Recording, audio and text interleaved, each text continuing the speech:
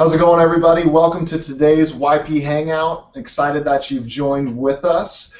Today we have a special guest, Joseph Kellogg, with us. Joseph has been in student ministry for over 13 years now. He currently serves as the youth pastor at the Oaks in Dallas with Seven, their student ministry there, and just doing incredible things. One of the other things that I'm excited to have Joseph with us today about is the fact that he's going to be our high school camp speaker. And so we're really excited to be able to connect with him before that point. And today he's going to be talking about leading change. And so, Joseph, thanks for joining with us today, man. Thanks, Tyler, so much, man. Looking forward to hanging out with you guys today and this summer. Pumped about being up in the great Northwest. So that's exciting. Yeah, we're gonna plan on having some good weather for you. But hey, today, by the way, youth pastors who are watching live, I'd encourage you be sending your questions in via Twitter using the hashtag YP Hangout. We're going to take some time towards the end of today's YP Hangout with Joseph and just being able to ask maybe some follow-up questions, how to contextualize it to what you're facing in your local church or student ministry. So talk with us, Joseph, about leading change and some of the thoughts and ideas, perspectives that you have for us on that. Awesome. Man, Tyler, like I said, I'm so excited to be talking to you guys today. I love student ministry, and I think everybody hanging out with us today, I think they embrace this thing that we call student ministry. And, student ministry, there's a lot of change simply because we're dealing with a group of students that are constantly changing. And if you are going into any sort of church, any size of church, you're having to face this decision on, do I change to improve? Like, what is there to change? And ultimately, if you're trying to get better, you're changing every week. And so change is inevitable in student ministry. And so I think to myself in the fall of 2001, when I pulled on to a church parking lot in Oklahoma City, where I began my first student ministry. Man, this was a few years before Facebook, before Twitter, YouTube. I'm talking, if you want to do a video on a Wednesday night, you literally got like this camera and like went and shot video, and you're lucky if anyone even had a Mac or anything like that to edit anything. And I'm dating myself a little bit there, but the idea was, even when I began, we were doing everything we can to become better every week. We were trying to change things on a weekly basis. But you have to understand that culture's changed so much. And if you don't change with culture and lead that change in the church, you become irrelevant. And, student ministry and your leadership finds itself not relevant as well in your current city or town that you're in. And so leading change is something you have to do. And so I'm going to try my best to talk to you about leading change, and ultimately for me, typically why you change things is because you feel like you need to do a better job at those things. And when I think about student ministry as a whole, I'm in my third church in 13 years. My first church I was there 3 years, next church 6, and then I've been here almost 4. And what I've been a part of, I've changed rooms. We went from like a room to a gym.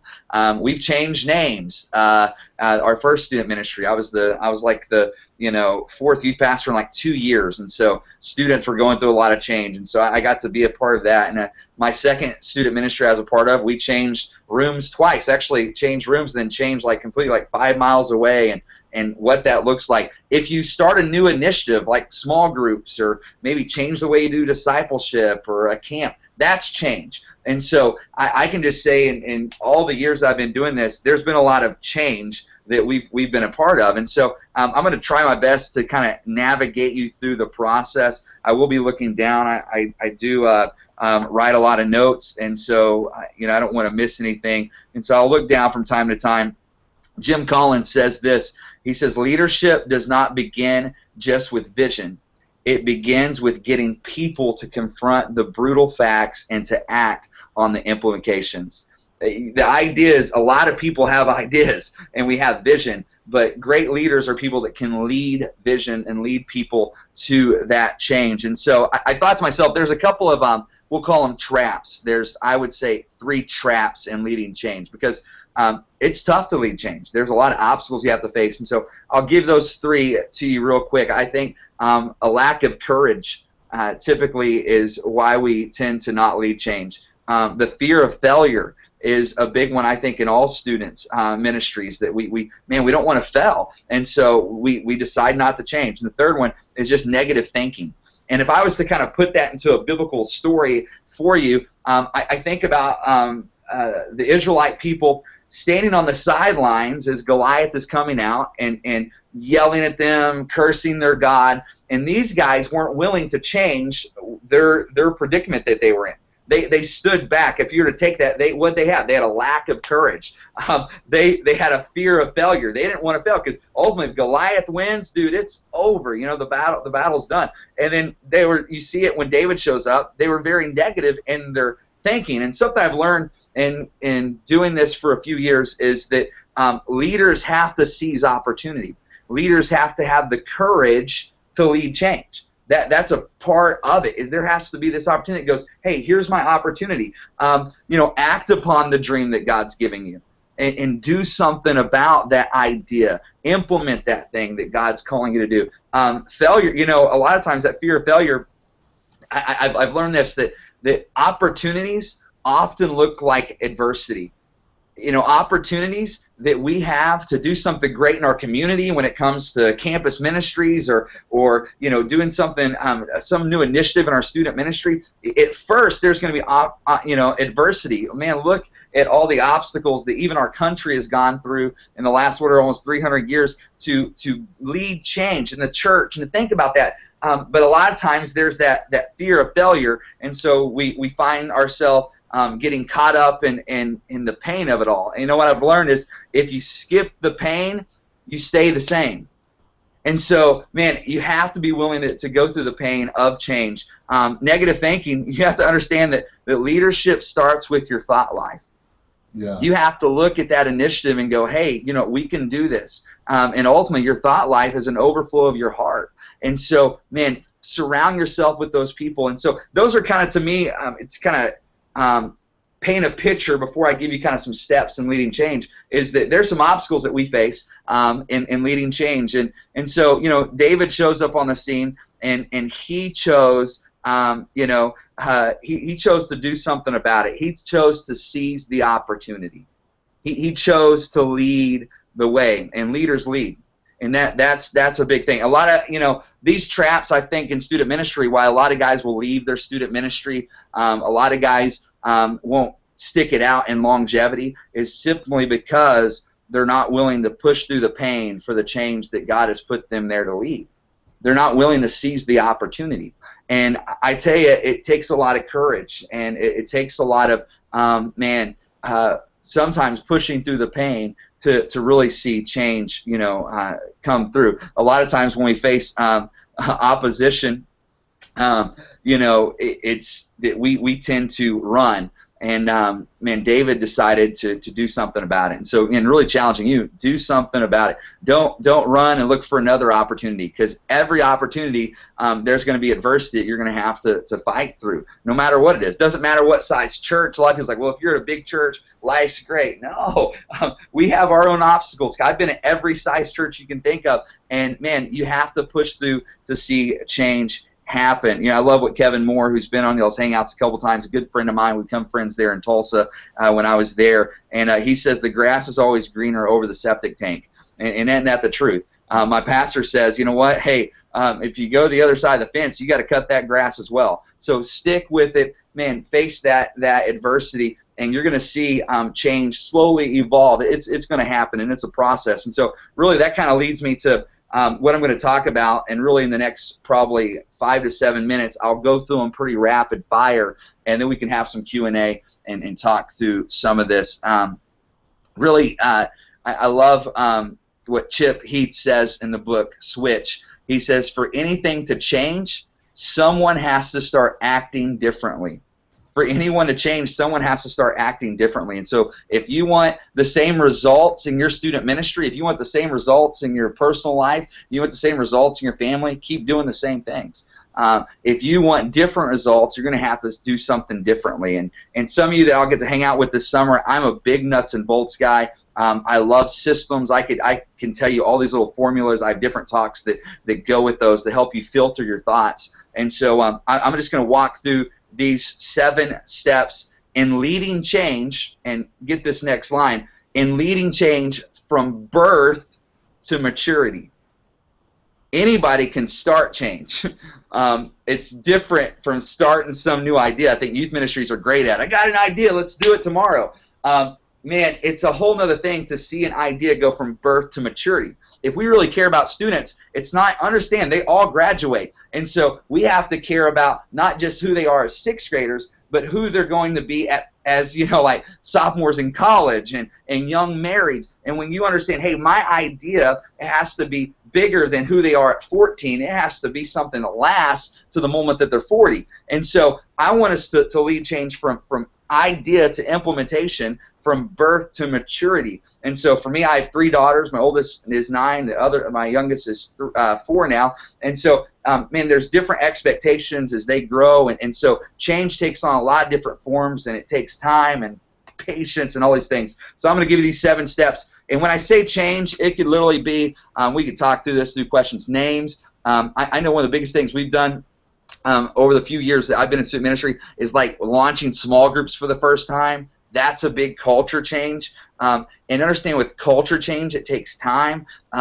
Changing the way you do a service, change the way you're doing meetings, all those things. So just whatever change means to you, apply these 7 steps to it. The first is this, is define the initiative, which ultimately is saying define what you want to change. If you want to get better, and if you want to do great things to the Lord, you need to look and go, hey, what's the one thing that we're going to tackle maybe in this next month? What's the initiative? Define the initiative. Make it clear. You as a leader have to have clarity in what you're leading. So define the initiative. The second thing, again, I'll go through these. I have tons of subpoints, but really don't have the time to break them down, and so I think they're self-explanatory a little bit. The first one's define the initiative. What are we going to change? Number 2 is establish the team. Teamwork makes the dream work, Sir Maxwell said. Establish the team. Who's going to help us lead this thing? And a lot of times people look at me and go, well, man, Joseph, you have a staff, and you have, man, I'm telling you, when I started student ministry, my first Wednesday night, we had 36 students and leaders, and there I was with a couple of adults, and I decided, hey, I can complain about what I don't have, or I can do something great with what I do have, and I had a bunch of students, and you know what? We took those 30-something students, about 5 of them joined a leadership team my first 2 weeks, and they became my team. So figure out a way to do some of that team.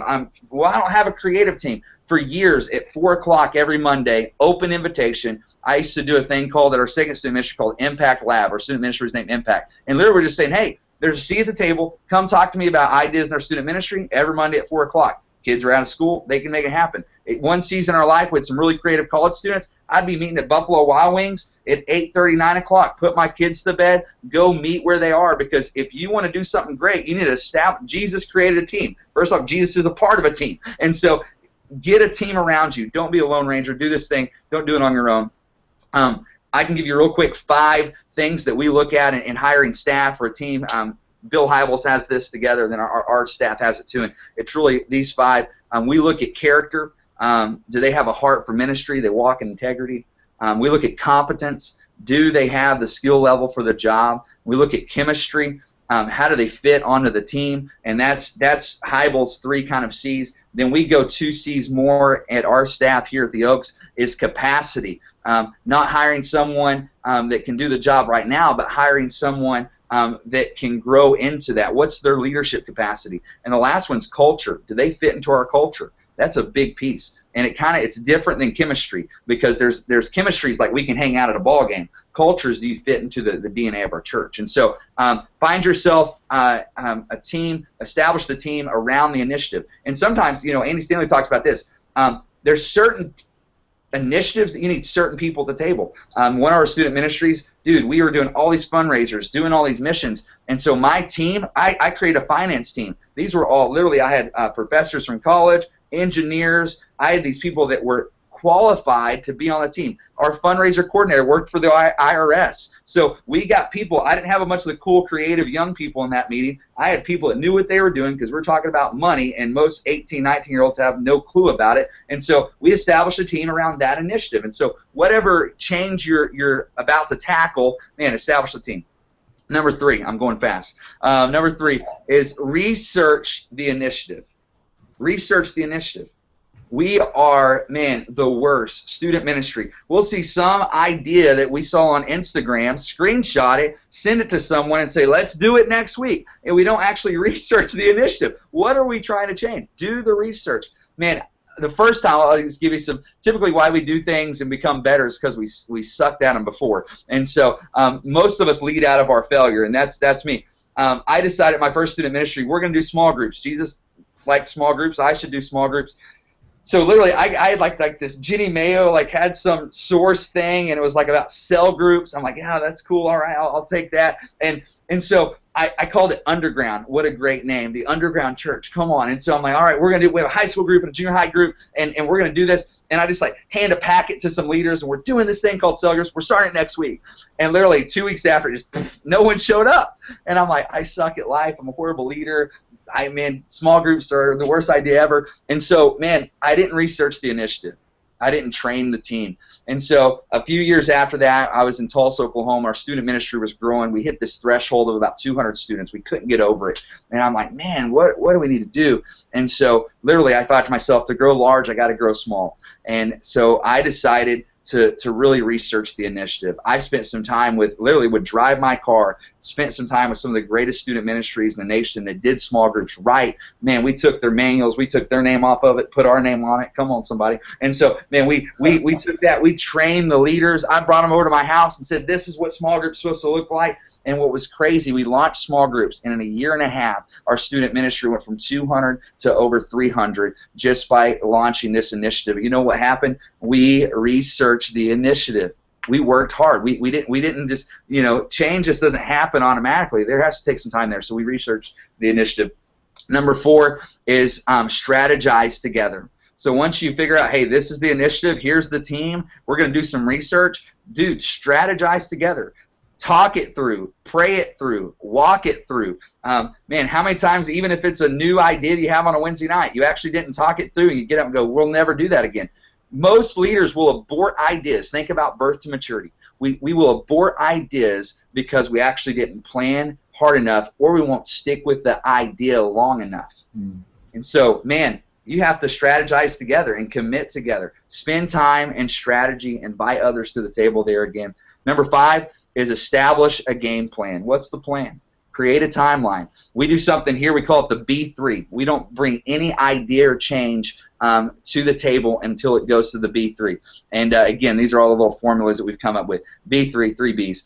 The benefits, budget, and backup plan. Why are we doing this? How much is it going to cost? And ultimately, what's our backup plan? So benefits, budget, backup plan. I'm telling you, anybody listen, if you were to take that thing, apply it to your new idea, present it to your pastor, you will get a raise. I'm telling you, because they're like, whoa, you thought this through? You're telling me how much it costs, because that's really what your pastor cares about, and you're telling me this is how it's going to benefit our church and our student ministry, and you actually have a plan that you're launching this in September of 2014, and you already have the plan mapped out. Dude, let me shake your hand. Congratulations, you get a raise. And so, man, establish the game plan. We move from idea to implementation way too quick in the church world. And we never allow things to mature. No reason our students aren't great at giving, because we just did a 1-week campaign on giving. No reason they're not great at discipleship, because you've changed 20 discipleship plans in their 5 years of student ministry. Stick with it if you believe in it. But typically we don't stick with it because we haven't planned it out. Come on, I'm preaching. Implement the change is number 6. Implement the change. So you've established it, you know it, now it's time to implement.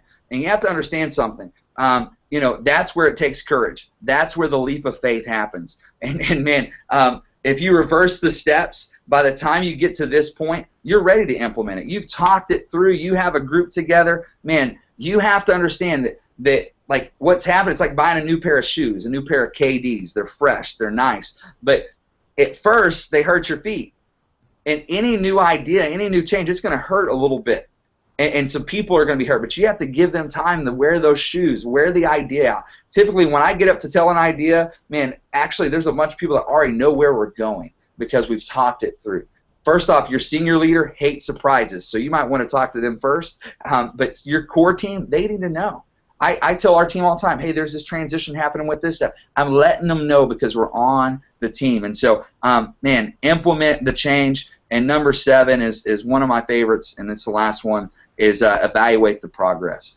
We embrace 2 things in our student ministry. It's evaluation and collaboration. Our staff, we do those things. A little preachy saying, I'll probably say it at camp if I do it, because I really believe in this concept. If you want elevation, you have to have evaluation.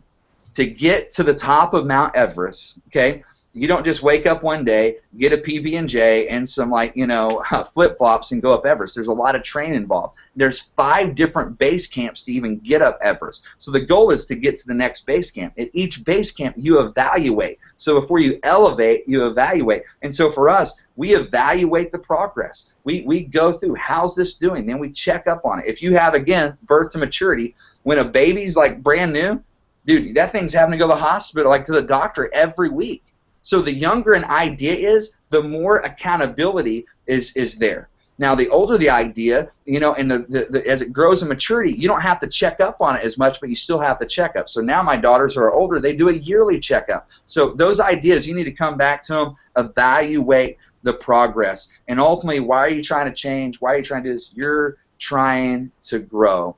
And, man, I just want you to understand, you can't skip all these processes to get to growth. You have to go through the process. There's a difference between growing and swelling. In a lot of student ministries, they want to swell, and it looks really cool, but swelling does what? Eventually goes down. When something's growing, it's healthy, and that's ultimately what we want. So, guys, that's it. Leading change. I went at you like a fire hose, and whatever you want to say, I didn't come in like a wrecking ball, but I did, put it out there. And so anyway, there it is, man. Let's hopefully talk through some questions if we have any. Yeah, come on. Good stuff, man. I love both the traps and those 7 steps, man. Such good stuff for us to consider. And like you said, Joseph, early on, it applies to so many different areas of ministry, which ultimately one thing's consistent in life and ministry, right? And that is the necessity of change. Stuff's always changing, and we have to lead well in that. Some questions here. So, by the way, those of you who are watching, feel free again to send those questions in via Twitter using that hashtag YPHangout, and we'll try to get through as many of them as possible today. Jackson's wondering, how often do you evaluate a change that you make, and who's involved in that process? Yeah, again, like I said, we really embrace evaluation, and so there's things that are on weekly evaluation. My sermon is weekly evaluated. I have a teaching team that meets every Thursday morning, and we evaluate my sermon. What it looked like? And so I'll say this first about evaluation. For you to have a culture of evaluation, first you as the leader has to embrace evaluation. And you have to be pretty secure in yourself to do that, because people are going to go, that wasn't a good idea, and you have to go, I don't think it was. And so for us, how we do that is after a big event, so like after a camp, like we do an all-nighter. I know it's crazy. I've just finished my 13th all-nighter a couple of months ago. I've done one every year. Lord bless me. After 30, all-nighters become very difficult. But you know what? We do this meeting. I'll just give you a snapshot. We call it the 6 Hats. It's based off a book by Edward D. Bono, and we walk through these 6 hats. So for us, to answer the question, after big events, we usually do it pretty quick. You need to evaluate big events. I'm talking within literally 48 hours, 2-3 days. Because if you don't evaluate soon enough, it becomes like nostalgic. It becomes like, that was the greatest event ever. But when you're walking around, you're like, oh, why did we do this? We should have done this. We should have changed this. And so big events, we evaluate as soon as possible. So it would be almost yearly. And then it'd be twice a year. We evaluate currently after the event. And then about 3-4 months before the new event, we bring out that document and go, okay, this is what we said. Do we still feel good about this event? We all going forward on it? Those kind of things.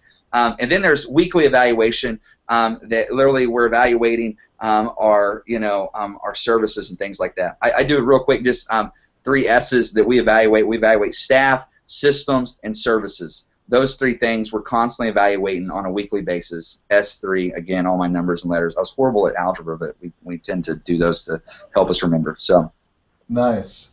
Hey, Jackson has another question here. How do you respond to others who are directly opposed to a change that you're bringing? What are some of the things that you would recommend maybe youth pastors who are coming up against some of those roadblocks, some of those who are resisting change? What encouragement recommendations would you give them? Yeah, I think all change is resisted.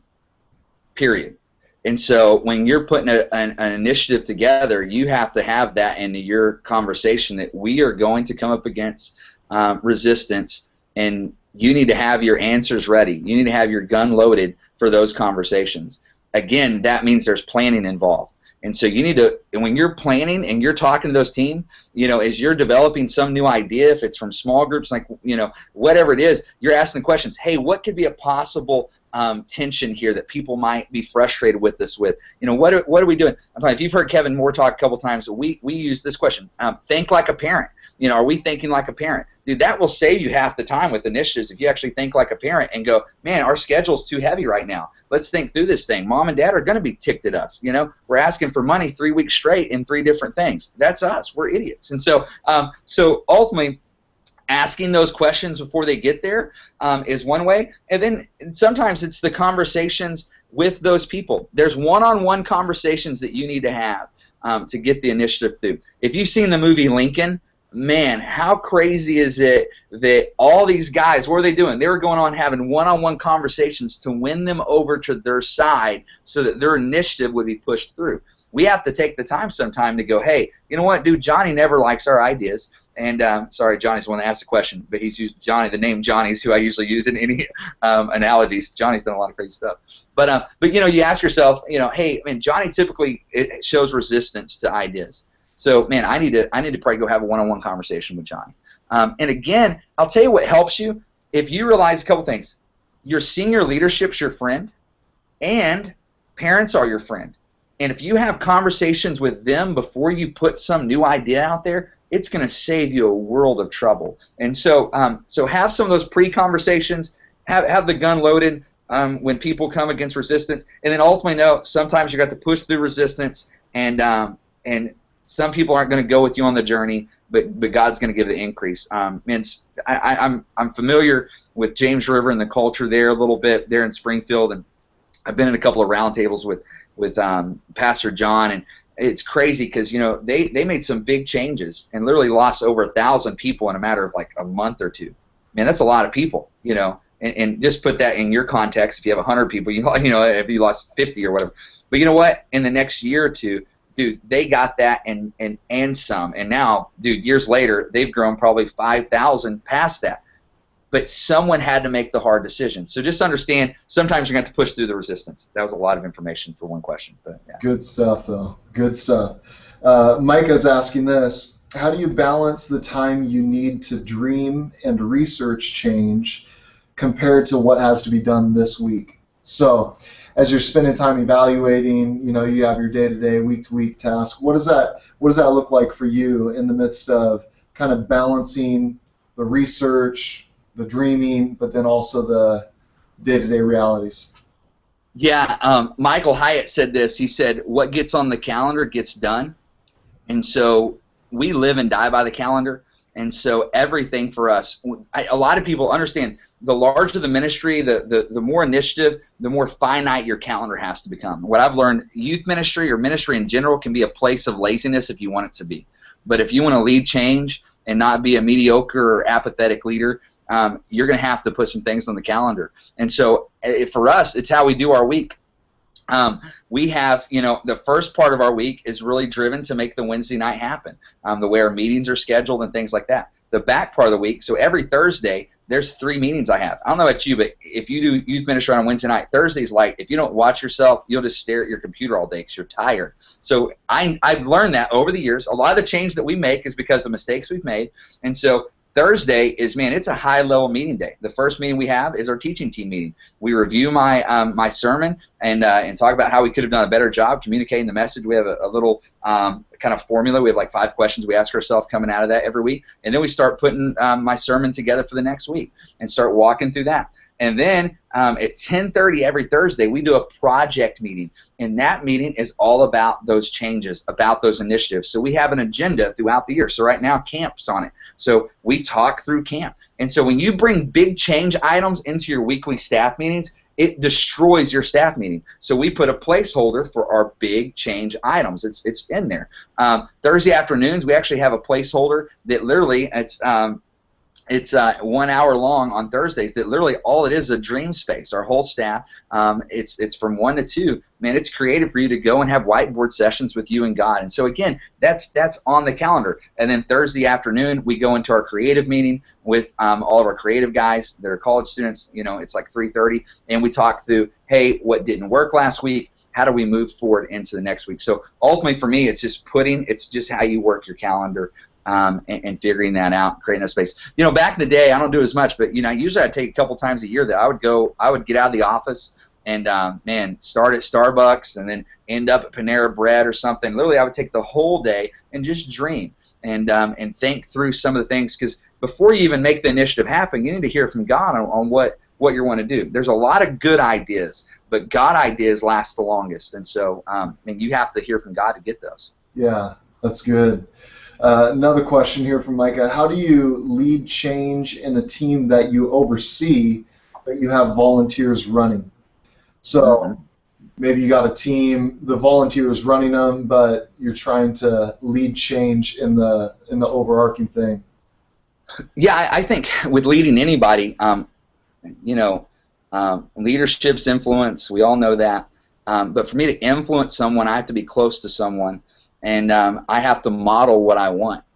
I have to model what matters. And so for us, if you're wanting them to change, you're going to have to live close to them. And you know what's funny? In student ministry, we can talk about big change, starting new ministries, but little changes could be like, hey, we're starting a concession stand. You know what I'm saying? Or we're getting rid of the concession stand, and the lady that runs the concession stand like loves it. And so you have to walk with those people, and especially volunteers. Understand they're volunteers. Spend some extra time with them. And ultimately, the best form of leadership is turning the idea into their idea. And I think Jesus modeled this pretty well. He talked a lot of kingdom talk for 3 years, and ultimately these guys finally bought in that it was their idea, and they flipped the world upside down. And so taking the time with those volunteers and turning it into their idea. And a big thing about is listening, you know. Sometimes from our seat, I love the show Undercover Boss, because it just shows you that what happens when you get out of your seat and go down where the real work happens.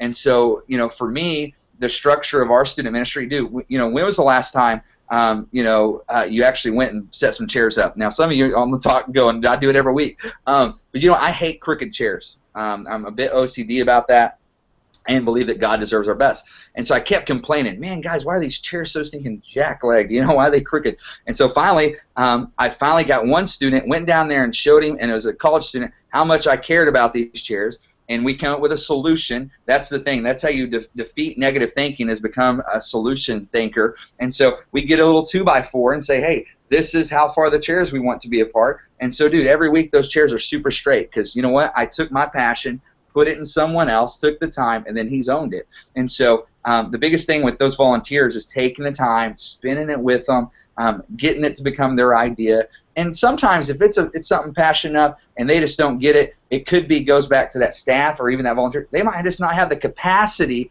to lead that thing to the next level. And that's where you have to recruit someone and develop someone that does have that capacity to move it to the next level. Good stuff. Good stuff. Hey, Josh is asking, at what point do you abandon a new initiative, or do you ever? I think there's times that you do. You know, there's some things that need some things need a funeral, and some things need revitalized. And they need to be given new life. And I think when I was talking about the whole longevity thing, I think a lot of us, it's easier to do the funeral than see something on life support and then come back to life. And it's all about how much do you care about it. Ultimately, if you define what your student ministry is about, and ultimately, hopefully, that's under the umbrella of what your church is all about, and you have a clear vision, And when a clear vision means you have a clear yes. And when you have a clear yes, that means when you say no, it means something, because with every no, there's a yes. And so, hey, this is who we are. And then when that becomes the filter of who we are, when if you were to like put the things in it, have this idea or an idea that we're changing our culture, but this idea doesn't fit in it anymore. And that's a change you have to make. Something we did. We had a flag football tournament. My senior pastor is actually the youth pastor here. I'm the 4th youth pastor in 25 years. Our senior pastor was here 11 years. And he started this thing. The youth ministry used to be called Extreme. It was awesome, you know, the 90s. And they had this thing called Extreme Bowl, and it was this flag football tournament. So when I got here, we did Extreme Bowl, and it was like in year 19 or 20 or something crazy like that. But it just wasn't effective anymore, and it wasn't doing what we wanted to accomplish. And ultimately what I realized, I got there, and it was kind of small groups driven, but our small groups didn't even exist. We didn't have strong leadership. And so we're out there doing this thing, and it takes a lot of work to do it, because we like map out all these fields. It's this huge flag football tournament, and I'm like, man, this is a waste of energy. There's no ROI on it. There's no return on investment. And what are we doing? The small groups don't enjoy it, and half these kids, the only way you can play is if you're athletic. And so we gave it a funeral. We killed it. Now we took the same concept, moved it to the spring, and used our smarts, and we played kickball. Now we do a kickball tournament. It's so much more fun. Girls and guys, athletic, non-athletic, get to play. It's a really cool thing, and it's starting to build momentum. It's something that kids look forward to, and it fits the culture of me, the leader, and the student ministry. And so you just have to figure out, hey, what's the return on investment? Hey, this thing's dying, and ultimately, where's it going? And it doesn't fit in our vision anymore. It doesn't fit where we're going. When we first got married, we were driving like a little car, and then we had one kid, and then we got a sports utility vehicle, and then now we have 3. We have a van. What's happened? The vehicles changed once things started growing, and so a lot of times ideas have to change, or the vehicle has to change for that idea, because your ministry's growing, and there's some things that you have to give a funeral to. You have to get a new car, and so if that helps, I think that's difficult. Churches are the worst, and that's why the churches that are kick and tell in culture right now are churches that are simple. There's a great book called Simple Student Ministry, which is a break-off of Simple Church, and ultimately it's like, dude, why does LifeChurch.tv, I know you guys are familiar with it, but it's booming in Oklahoma, Texas, this area, and Craig Groeschel. Dude, they do 5 things, and they do them well. What if you're raised in the denomination which we're a part of? Dude, it's like, hey, we got a new idea, and we're going to keep the old idea. And next thing you know, we have 200 ministries. And it was kind of like a badge of honor. Look at all these ministries we have. And we're going, dude, but they all suck. Like, we don't even have good leaders, and our church isn't growing. But, yay, we have all these ministries. And so I think if you can narrow it down, this is our vision. And this is what we're going to do. And I know some of you are in a context that your pastor's not clear on that, and you're having to lead up and be a 360 leader. But you know what? You are in charge of the student ministry under the vision of the church, and you get to be the architect of that to a degree. And so you get to decide what dies and what thrives. Yeah, good stuff. Another question here from Morgan. He's asking, can you elaborate on the teams you have? What teams have you strategically set up to help give insight and supervision? Or maybe what areas of your ministry have you found creating teams for has been most beneficial for growth and oversight? Yeah. I think your teams that you establish fit the vision. And so for us, man, small groups are a really big deal to us. And so, a lot of our leaders are small group leaders. And how we hired is we hired a small group director. You put your money where your vision is. And so, we hired a small group director, and we established a team around her, and now we have coordinators underneath that. And we go, look at the small groups and different things like that. Creative teams, typically if I was just, we have like a small group team, we have a creative team, we have a teaching team, and then that's like the big overall. But then within that, every student ministry, we have like setup teams and all those other kind of teams too. And so ultimately, you establish the team based on the vision of your student ministry. And the biggest thing is multiplying people. That you're not the leader of those teams. You're a leader of leaders. So you're leading leaders that are leading teams, and that takes some time as well. And so ultimately, man, whatever you need. Sometimes the team most beneficial is the thing that you need. You know, for us right now, we don't have a creative director right now. We have an intern coming in. I love creative ministry. I want our services to be life-changing and impactful.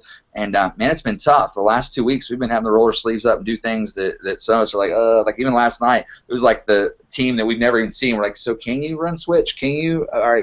And we made it happen. Man, you can't thrive long at that. Like right now, we're on survival mode. And so where's the pain? The greatest pain is creative, so that's where I'm going to spend my greatest energy. Again, because I have new leadership, it's a baby. So whatever new team you have needs more accountability. Man, our small groups, dude, it's growing in maturity. I don't have to check up on it as much. And so anyway, whatever whatever the big initiative you have, or the vision, make sure the teams match your vision to accomplish the change that you're wanting to have. Yeah, so good. I wrote down this statement you made, Joseph. You have to go through the process, and what a great reminder for us as we're talking about this idea of leading change. There's really no shortcut. There's no you can't just take somebody else's tweet and then all of a sudden make it happen in your youth ministry. I tell people often, stuff's always bigger on Twitter. It always looks easier on Twitter or Instagram. But the truth is, making it happen locally, you have to go through the process. And man, thanks for those reminders and the insights that you brought us today. Super beneficial, man. Thanks for taking the time to be with us. And before we go, would you just pray for our youth pastors before we jump off here? Yeah, man, dude. So good, and can't wait to see some of you guys this summer, and yeah, shoot me a tweet or whatever too if you have some more questions. And ultimately, we need God's help. I say this all the time, man. If more pastors would turn green rooms into prayer rooms, we could probably change our nation. And so, that's a shift in how we think. And so, yeah, man, I completely agree with you. Let's pray. God, I thank you, God, for all the youth pastors in the Northwest District. And the guys are just going to jump on this because they saw it on Twitter and a friend of a friend that's listening to this. And God, that you would encourage them and help them. God, I know that when you came and your son came to this earth, that he was having to lead a lot of change. People were coming against him and asking all these hard questions. But God, he stuck to the mission that you called him to. And God, I pray that you would have these leaders stay on mission, on what you've called them to, in the city you've called them to, and the change that they're called to lead. I ask that you would give them, God, favor. God, I ask that you would give them God ideas. And God, I pray that the supernatural would become natural again in their student ministries and in their lives. God, I ask that you would bless every family. And God, as we embrace this idea of leading change, God, so ultimately students' lives would be changed for eternity. God, help us. We pray in your son's name, Jesus. Amen. Amen. Well, thanks again for joining us today, everybody. We'll see you next month for our YP Hangout. Take care.